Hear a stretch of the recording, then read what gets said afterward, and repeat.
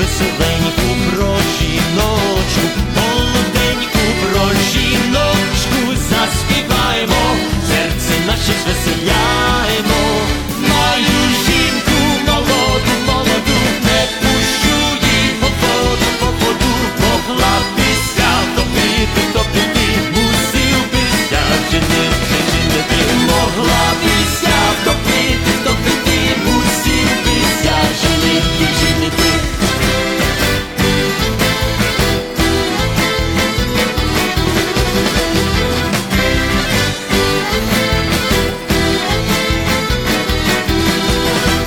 Заспіваємо пісню веселеньку про мандрівця, молодого романдрівця, заспіваємо, серце наше звеселяємо. Ой, дівчино, не вір ми, бо я хлопець мандрівний, мандрівний, я мандрую тут і там, подобаюсь дівчатам, дівчатам. Я мандрую тут і там, подобаюсь дівчатам, дівчатам.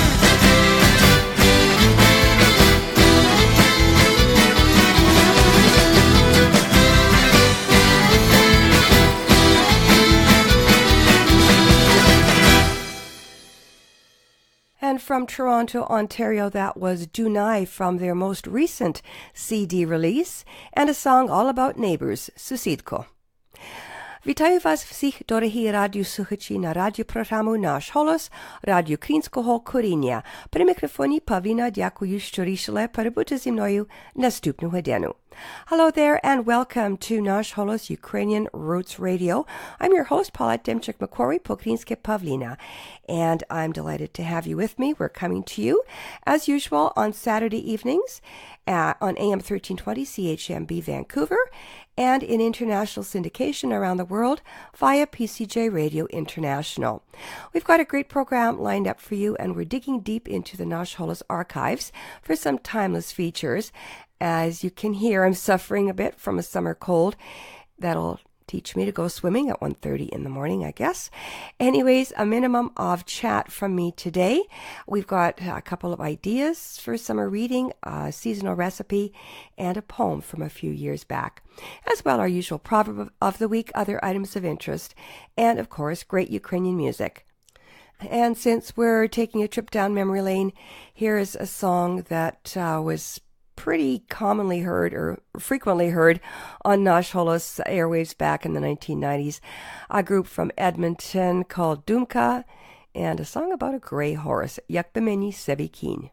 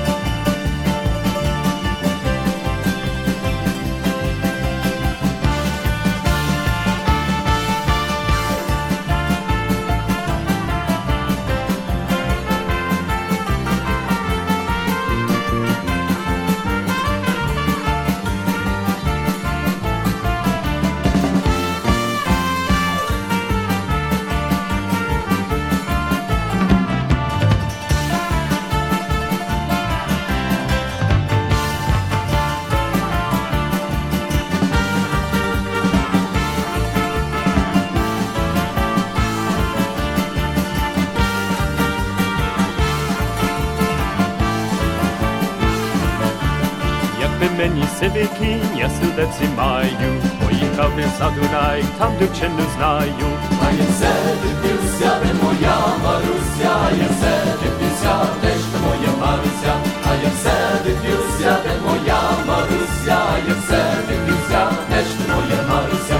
Приїжджаю до Дунаю, на формочку хата, стара баба, старий дід, ще дівча Карпата. А я все дивлюся, де моя Маруся, я все дивлюся, де ж ти моя Маруся, а я все дивлюся, де моя Маруся, я все дивлюся, де ж ти моя Маруся.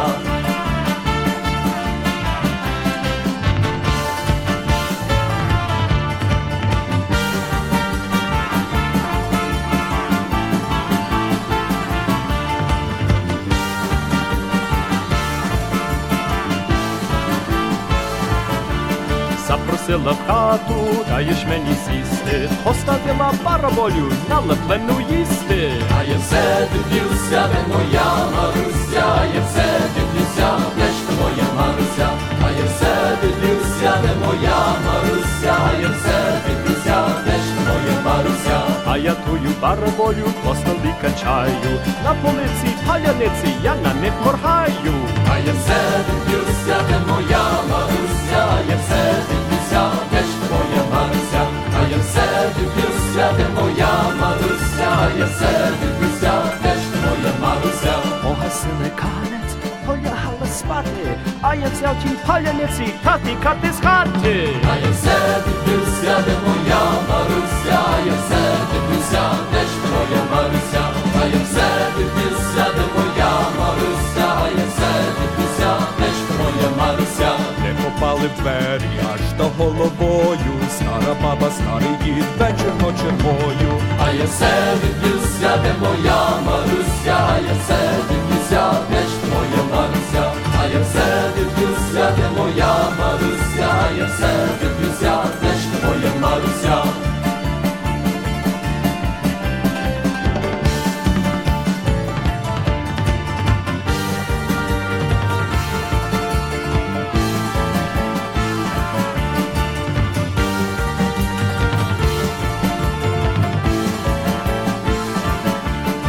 Тікав я через стіл, через перелази, а дівчино тихо-тихо, аж 4 рази. А я все дивлюся, де моя Маруся, а я все дивлюся, де ж ти моя Маруся, а я все дивлюся, де моя Маруся, а я все дивлюся, де ж ти моя Маруся. Як ви мені сивики, я сердеці маю, поїхав би за Дунай, там дівчину знаю. А я все дивлюся, де моя Маруся, а я все дивлюся, де ж ти моя Маруся, а я все дивлюся, де моя Маруся, а я все дивлюся, де ж ти моя Маруся.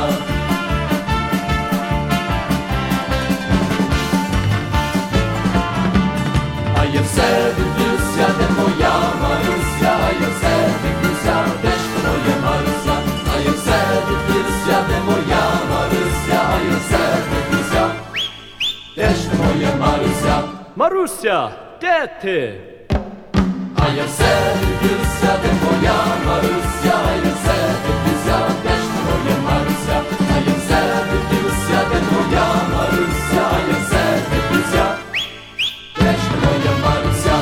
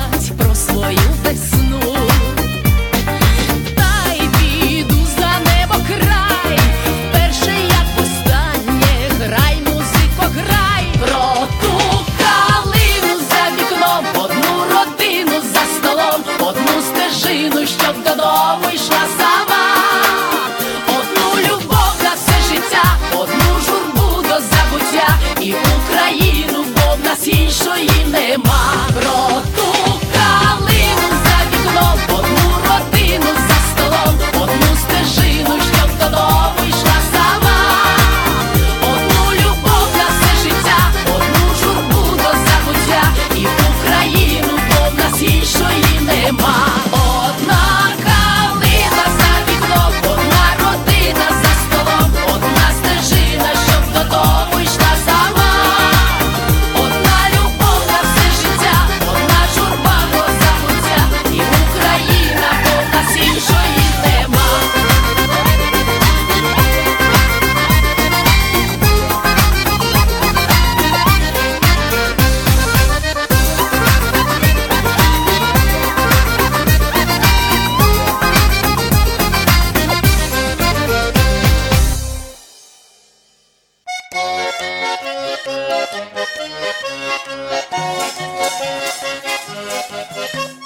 Калина, малина, чого ж ти не цвітеш? Чого ж ти, козаче, до мене не йдеш?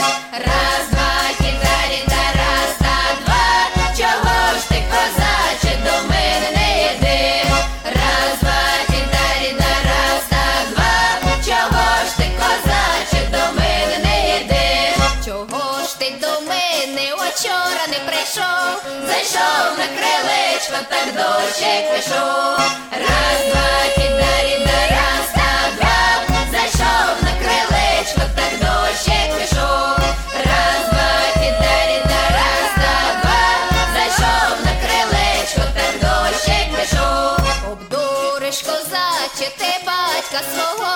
Я вчора гуляла, дощу не було. Раз, два, кідаріда, раз, та два. Я вчора гуляла, дощу не було. Раз, два, кідаріда, раз, та два. Я вчора гуляла, дощу не було. Обдуриш, козаче, і матір свою. Я вчора проводив подружку мою. Раз, два, кідаріда, раз, та два. Ти вчора проводив подружку мою. Раз, два, кідаріда, раз, та два. Ти вчора проводив подружку мою. Калина, малина, чого ж ти не цвітеш? Чого ж ти, козаче, до мене не йдеш? Раз, два, кідаріда, раз, та два. Чого ж ти, козаче, до мене не йдеш? Раз, два, кідаріда, раз, та два. Чого ж ти, козаче, до мене не йдеш? And two songs from Ukrainian performers. The first one from Sofia Rotaru, and she, of course, is a long-time musical celebrity in Ukraine and singing a song about family and national unity, Odna Kalena. And Kalena being, of course, the kind of a national emblem of Ukraine, the high bush cranberry.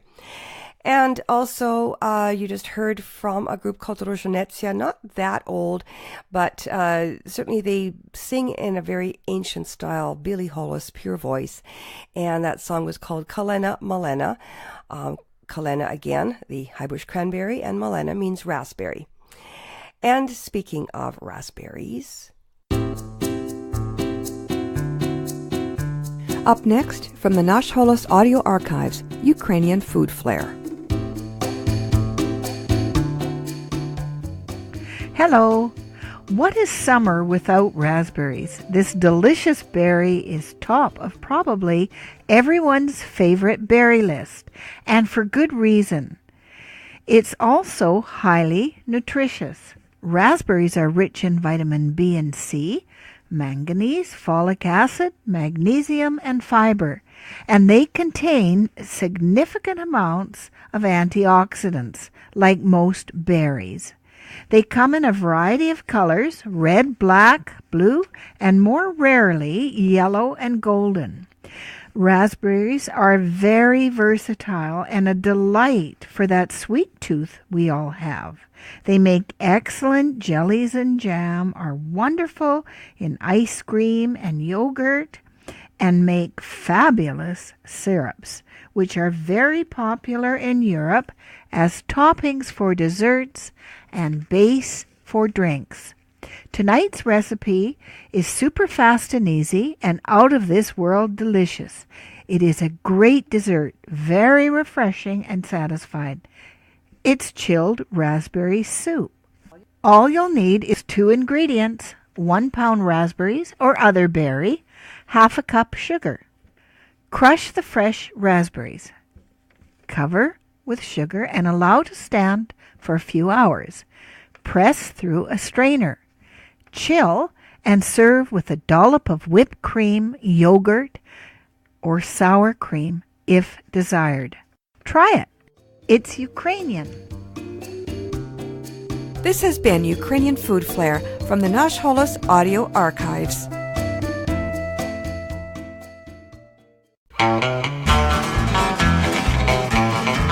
Называют горилку homebrew, але мало я те, що не п'ю. Тільки лиш поряд, і горілка на цій де, і потягне на вас ще раз несу. І сусіда нехай став великий богач, по 10 він гальони продавав. Але слабли тут час, заплатив 200 раз, і ще 500 тоді бехась пропав. Well, they call it the good old Mountain Dew, and them that abuse it are few. I will shut up my mug if you fill up my jug with that good old Mountain Dew.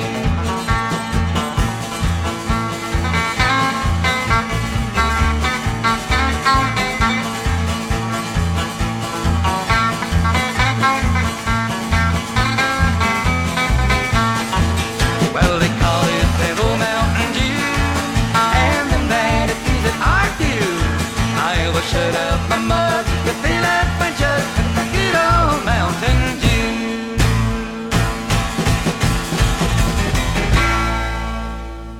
Mickey and Bunny from many, many years ago, and a song about Mountain Dew, something that probably might be a good chaser for that raspberry soup.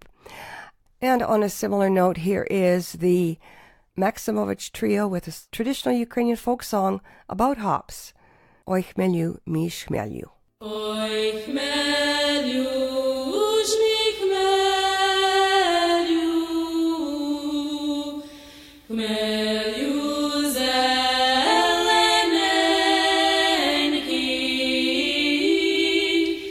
де ж ти, хмелю, зиму зимував, що й не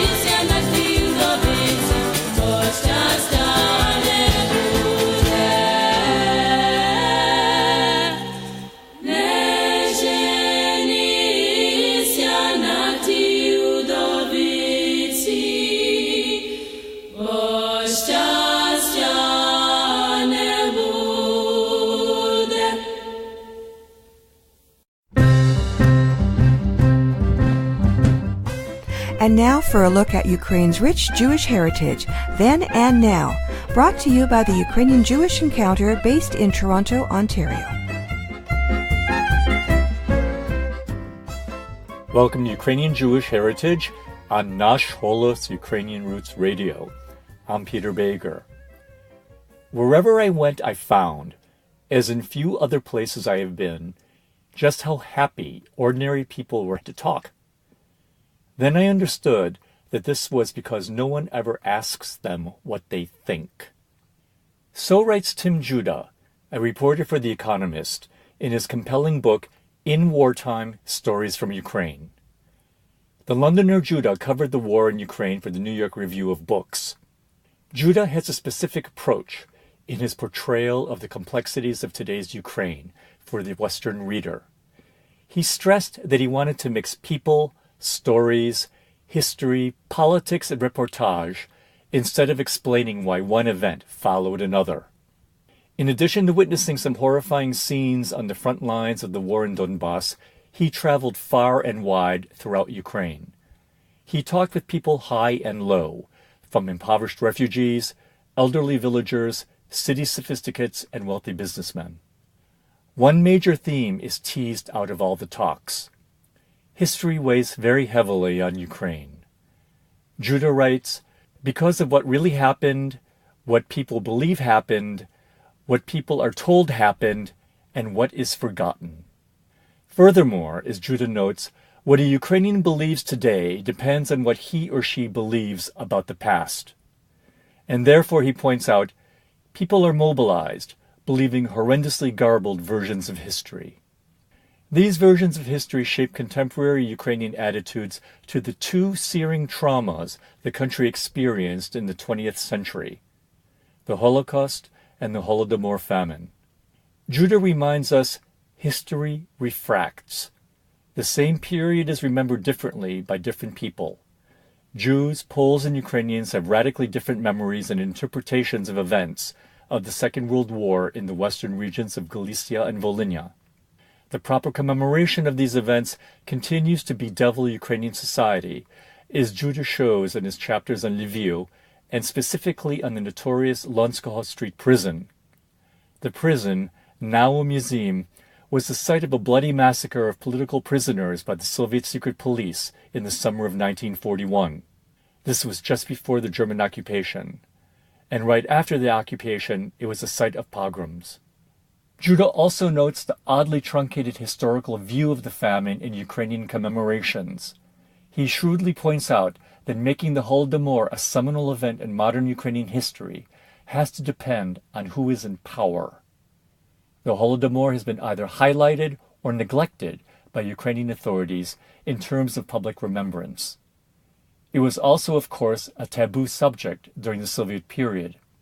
Because of these factors, Judah points out the Holodomor has not entered into the DNA or soul of Ukrainian politics or worldview as the Holocaust and the Armenian genocide have in Israel and Armenia. Judah was covering and writing about Ukraine in a period of traumatic transition, and he reminds us that these traumas often arise suddenly. The long-established order can vanish overnight. Change can be swift and lethal. Anything could happen anywhere. In one of his chapters, Judah recounts how the American Hasidic rabbi in Lviv tells him that now there is not a single Jew left in the city whose origins are in Lviv. On Shabbat, the rabbi dons his big fur shtreimel hat and walks briskly home from the synagogue. As Judah hauntingly reminds us, once thousands would have been walking home on a Friday night in their fur hats.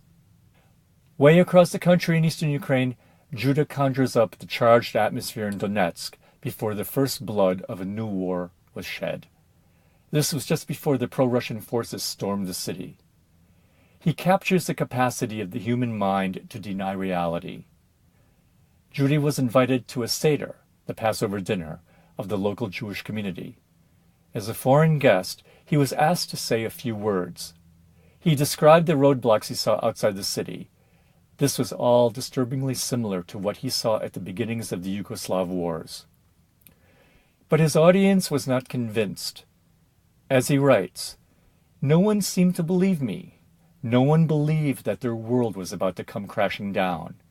They clapped politely when I said that while the traditional saying of next year in Jerusalem was fine, next year in Donetsk would be good too. Few who were present would be. In Wartime, Stories from Ukraine by Tim Judah is published by Tim Duggan Books, an imprint of Crown Publishing, and is available from online booksellers. This has been Ukrainian Jewish Heritage on Nash Holos Ukrainian Roots Radio. From San Francisco, I'm Peter Bager. Until next time, Shalom. Ukrainian Jewish Heritage is brought to you by the Ukrainian Jewish Encounter based in Toronto, Ontario. To find out more about their work, visit their website and follow them on Facebook and Twitter. Transcripts and audio files of this and earlier broadcasts of Ukrainian Jewish Heritage are available at their website, ukrainianjewishencounter.org, as well as at the Nash Holos website, www.nashholos.com.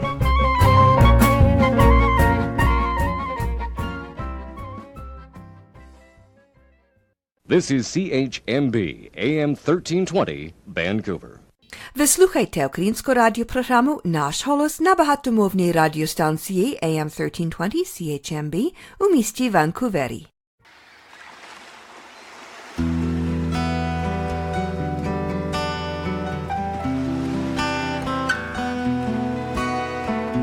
Добрий день. Мене звати Пола. Hello. My name is Pola Lem. I'm a student at Haverford College, an aspiring writer and literary translator. I enjoy learning languages and tinkering with words. I was very excited to discover the Nash Holos podcasts recently. I've been trying to learn Ukrainian on my own. Unfortunately, not many free resources exist for those wishing to independently learn the language and absorb the culture. Before I say a bit about my poem, I want to thank Pavlina Demchuk-Makori and all those involved in Nash Holos for your work and the opportunity that your radio station provides for students like me. In The Luzhin Defense, Vladimir Nabokov wrote about the expressive power of sound. Nabokov recalled the Russian words for lemon and orange. He wrote, "When you pronounce limon, lemon, in Russian, you involuntarily pull a long face. But when you say apelsin, orange, you give a broad smile." The Ukrainian language is, to me, an apelsin, a linguistic orange. It is sweet on the tongue and lingers pleasantly on the lips. It raises the corners of my mouth and makes me smile. The first time I heard Ukrainian was late last summer, in the word for rain, dosh. At first, I didn't realize I was hearing Ukrainian. I thought maybe I'd misheard. I was at Middlebury College in Vermont on a 6-week program speaking only Russian.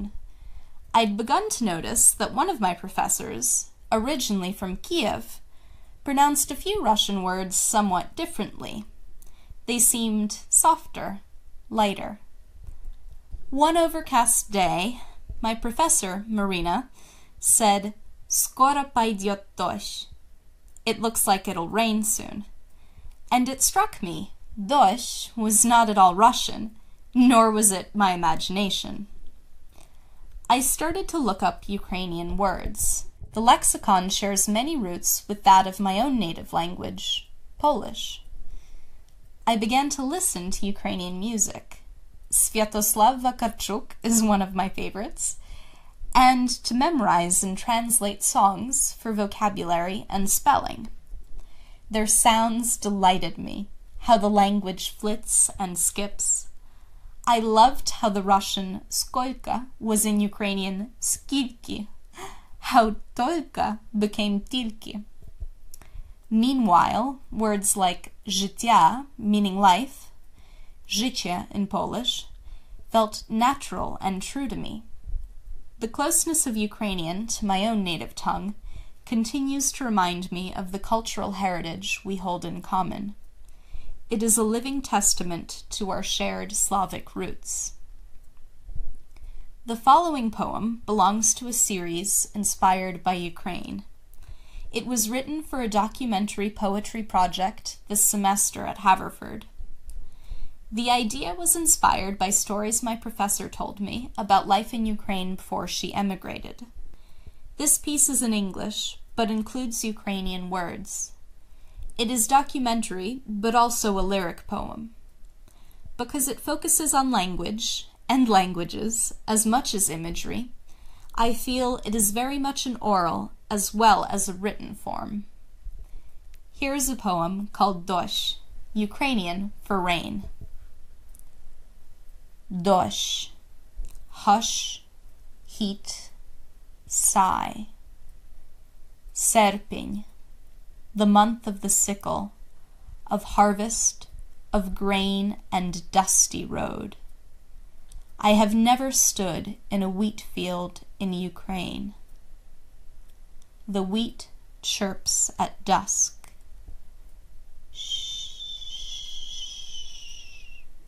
In Vermont, the corn is tall already as lamp posts.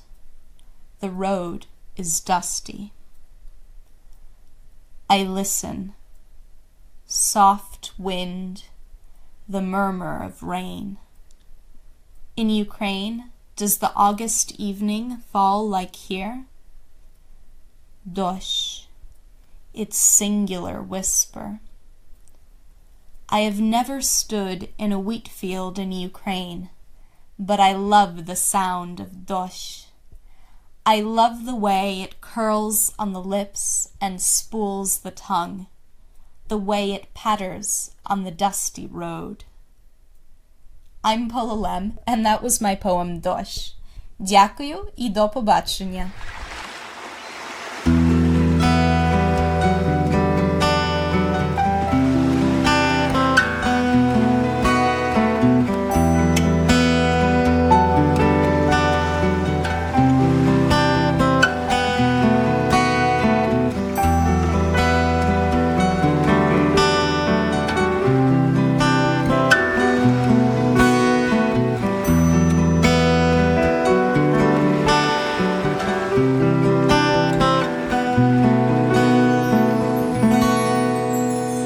Згадую теплий вечір, це було мов учора, тримавши тебе за плечі, оча бачу синє море, бавився сяйво місяць, воді чисті і прозорі, під хвилька ласкову пісню, чарівно ясніли зорі.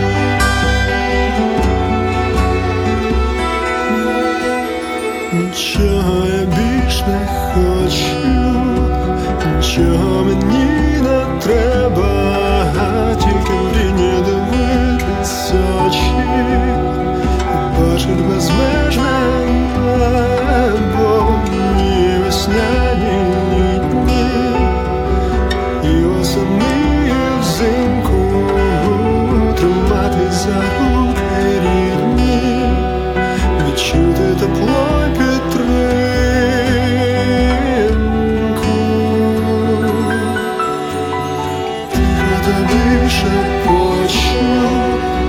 Шелестом світанку, ніжна тебе лискочу, теплим дощем на світанку, дивлячись небом в очі, тільки сказати хочу, люблять самотні ночі, душу твою.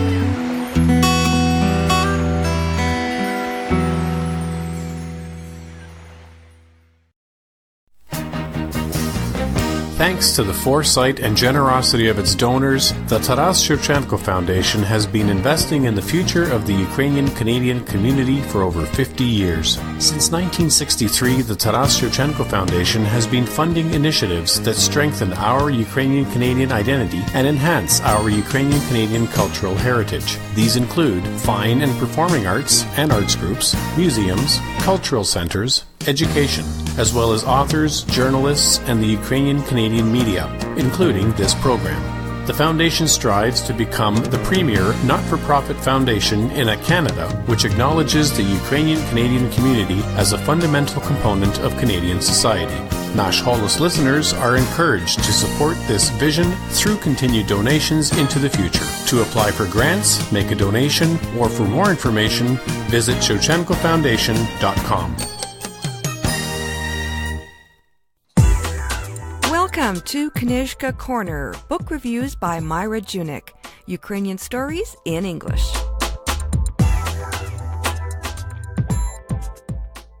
In this edition of Knyzhka Corner, we will be discussing Leslie Pierce's Empress of the East, the biography of Roxolana, a captive slave who became the wife of Sultan Suleiman the Magnificent. Empress of the East is a profoundly insightful look at one of the most mysterious figures of the 16th century. Roxolana was a slave captured in Ukraine. At the time, Ukraine was known as Ruthenia. She was sold to the Ottoman harem, but later became the wife of Sultan Suleiman the Magnificent. She ruled with her husband and had a lasting impact on the country known as Turkey today. The subtitle of the book sums up Roxolana's importance: How a European Slave Girl Became Queen of the Ottoman Empire. Leslie Pierce skillfully describes the perilous journey that led Roxolana from obscurity to the Sultan's bed. Roxolana was captured at age 13 in her homeland, known at that time as Ruthenia. Today, she would have lived in Ukraine. She became a royal concubine and quickly became a favorite of the Sultan. After bearing him a son named Mehmed, Roxolana retained favor with Suleiman I for 15 years before marrying him in 1536. In a revolutionary break with tradition, she became the very first Ottoman concubine ever to marry a sultan who was her master. Roxolana remained with Suleiman and bore him several other children. She ruled with him for 22 years until her death in 1558. Pierce uses historical documents, letters, and accounts written by foreign dignitaries to piece together Roxolana's complicated life. Her given name is unknown, but her native country of Ruthenia caused European dignitaries to call her Roxolana, or the Maiden from Ruthenia. After her marriage to Suleiman, she was officially known as Haseki Sultan. By the time she died in 1558, Roxolana made a lasting impression on the Ottoman Empire, not only as the wife of the Sultan, but also because of her numerous charitable foundations in Istanbul and throughout the Ottoman Empire. She funded mosques, schools, soup kitchens, hospitals, shrines, and public baths. The establishment of these institutions by Roxolana was a break with the traditional role of an Ottoman royal consort. Leslie Pierce has written a very well-researched biography of a mysterious historical figure who impacted the Ottoman Empire and ruled with her husband at a time when women were not considered worthy to be leaders. Her rise from slave to concubine to royal wife is staggering in its speed, audacity, and importance. Roxolana comes alive as an intelligent but sensitive young woman who understood her role as a concubine to the Sultan, but chose to use her influence to gain power for herself and her children. Roxolana's story has recently been revived in the Turkish historical television series Muhteşem Yüzyıl, Magnificent Century, which was originally broadcast from 2011 to 2014. It has since been seen by more than 150 million viewers in dozens of languages worldwide. Some readers may be irritated by the frequent references to Roxolana as a Russian slave. The very first sentence of the text refers to her in these terms. However, on the very next page of the book, the writer explains these references. Contemporary consensus held that she came from Ruthenia, Old Russia, today a broad region in Ukraine, then governed by the Polish king. References to the Ukrainian historical figure of Roxolana in contemporary historical texts of the 16th century described her origins in these terms. The notes and extensive bibliography in Empress of the East will provide researchers with a great deal of useful information. Leslie Pierce's writing and teaching focus is the Ottoman Empire. Her first book, The Imperial Harem, Women and Sovereignty in the Ottoman Empire, explored the shifting nature of imperial politics and the role of the palace harem. Her second book, Morality Tales, Law and Gender in the Ottoman Court of Aintab, examined aspects of law and society in a provincial Ottoman court. Leslie Pierce studied at Harvard and Princeton University. She taught at Cornell, Berkeley, and NYU, where she became a Silver Professor in the Department of History and the Department of Middle Eastern and Islamic Studies. The Empress of the East is an impressive exploration of feminine power, ruthlessness, and political skill, which will be of interest to anyone interested in the impact of Roxolana on the history of the Ottoman Empire. It is a wonderful window into the world of harems, complicated Ottoman royal relationships, and palace intrigue. Empress of the East is available at Chapters and Amazon. Thanks, Myra. Join us again soon for another edition of Knižka Corner, book reviews by Myra Junik, here on Nash Holos Ukrainian Roots Radio.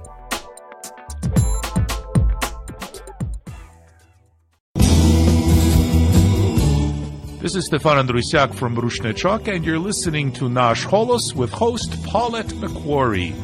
Дорогі слухачі, від всіх наших членів оркестру Рушничок, великий привіт вам. Ви слухаєте радіопередачу «Наш голос». I was about to donate a magazine collection to a seniors library when I paused to leaf through one of the issues. The publication is called Krylati, and I stopped abruptly, for there was a one-page article about Ukraine and a European Union I had all but forgotten about. This is the story of Anna Yaroslavna. When France's King Henry lost his first wife, the widower king looked to all the European courts for a suitable regal partner. But most of the princesses were already related to him, and so it was that his envoy in what is today Ukraine recommended Anne of Kiev, the daughter of Yaroslav the Wise. That's right, Yaroslav Mudry. Anne married Henry in the cathedral in Reims in May of 1049, taking her oath on a Slavic Bible that survives in the city's library to this day. The union was a happy match, filled with mutual respect. She was an equestrian and was well educated in politics and languages. According to the online source Wikipedia, Anna Yaroslavna participated fully in governing France. You see, she could read in 5 languages, whereas her husband, the king, was all but illiterate. Many French documents bear her signature. Written in Old Slavic, she would sign it Anna Riena, Anna Regina, Anna the Queen. Henry and Anna would have a son, who she named Philippe. It was a name not known at that time in Western Europe, and it came from her Eastern Orthodox roots, from the Greek name Philippos, and it means he who loves horses. At least one historian suggests that Philippe was also the name of the knight who protected and escorted Anna from her homeland to France. King Henri died in 1060, when Philippe was but 8 years old, and so Anna would continue to serve as regent on behalf of her son. She was the first female ruler of France. Anna Yaroslavna, the equestrian who would become Queen of France, died in 1075. Oj Cheto Kin Stoit is a traditional song, author unknown, and it asks the question, whose horse stands there? Whose horse stands there? That one, with the gray mane. We love and we love some more, from nightfall till daybreak. Is it better never to have known love? For when the sun rises, my love will soon be gone. Now, I've always taken for granted that the solitary steed was awaiting some dashing knight. But having just talked about Anna Yaroslavna, what if the rider were a female, a queen, leading the way through Europe and beyond? From Rushnechok Volume 1, The Solitary Steed, Oj Cheto Kin Stoit.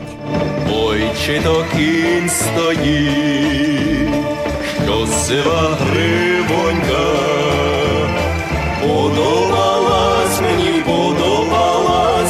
тая дівчинонька.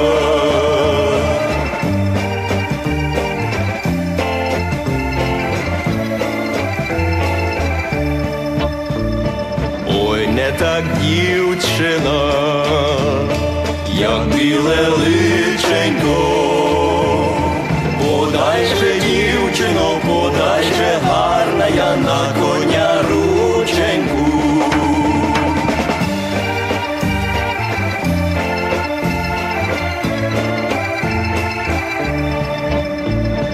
Дівчина підійшла, рученьку подала. Ой, лучше б я була, ой, лучше б я була, кохання не знала.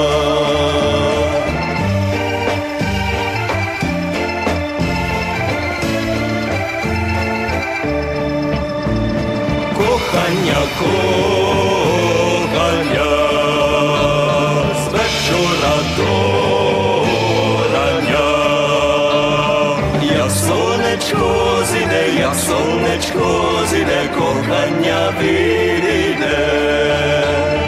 Як сонечко зійде, як сонечко зійде, кохання відійде.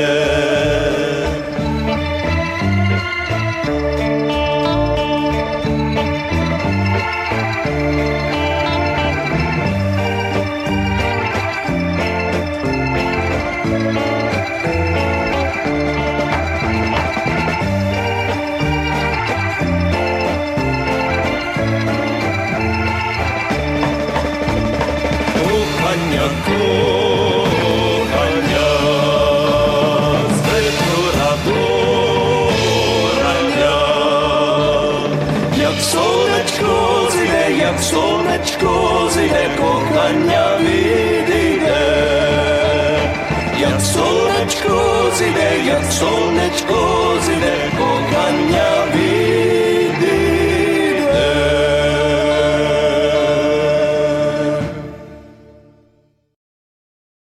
Nash Holos now has a Patreon site, and I hope as a listener you'll consider supporting the show with a donation there. Nash Holos is not funded by government and has no corporate financing, so as little as $1 a month will make a huge difference.